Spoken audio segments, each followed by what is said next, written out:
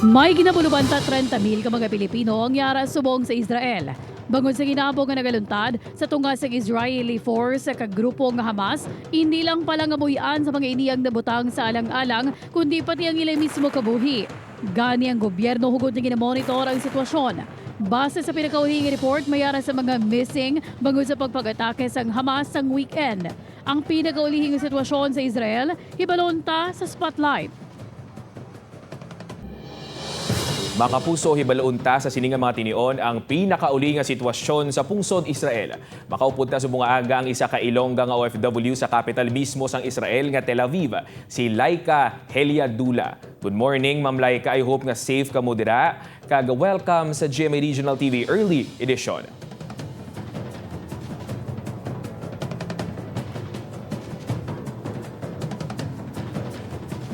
Ma'am, good morning. I hope nga safe ka mo dira subong sa Tel Aviv. Kamusta ka mo dira? Welcome sa GMA Regional TV Early Edition. Good morning. For now, okay naman kami. May alarm like kahapon twice naman naka-siren, but then as protocol kato kami sa bomb shelter. Pero subong lino. Okay. Ma'am, kamusta naman ang imo trabaho? Paano ka pa nag-report subong sa imo obra given ang sitwasyon dira subong sa Israel? Actually, sir, stay in ako subong sa work ko, so okay lang. Mas safe kung stay in. It's good to hear, ma'am, nga safe ka mo dira, no? Safe ikaw dira. Ano naman ang ginahimo sang gobyerno para maproteksyonan hindi lang ang mga Israeli, kundi pati man kamo nga mga pangayaw dira?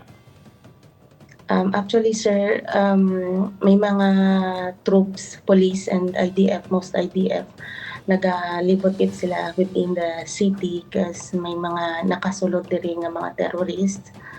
And yesterday nag-announce kahapon, yesterday ang government na mag-ready sang mga essential like food, water, for at least 72 hours kasi wala pa mabalaan kung until when ni ang gamo.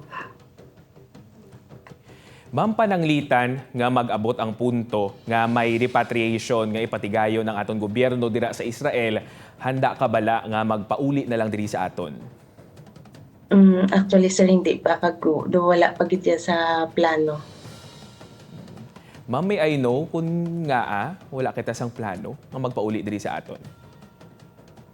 Actually, sir, kay una best mas okay ang sweldo pag-abot man sa mga employers diri mayo gid sila batasan. Halos kalabanan sa ila diri may mayo batasan sa mga Israeli.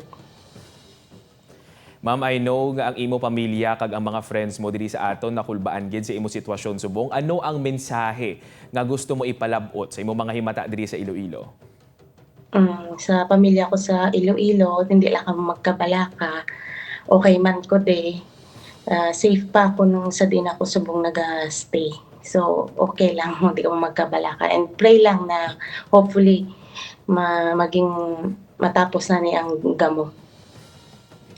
I hope nga ang sitwasyon sa iban pagid yung mga OFWs nga taga Western Visayas kag sa tanan man nga mga Pilipino dira pareho man sa imo, Ma'am Laika, nga safe and sound. Kabay pa nga matapos na ining gamo. Thank you, Ma'am Laika Heliadula, kag kabay pa nga mangin safe gid kamo dira sa pungsod Israel. Okay, thank you gid, sir.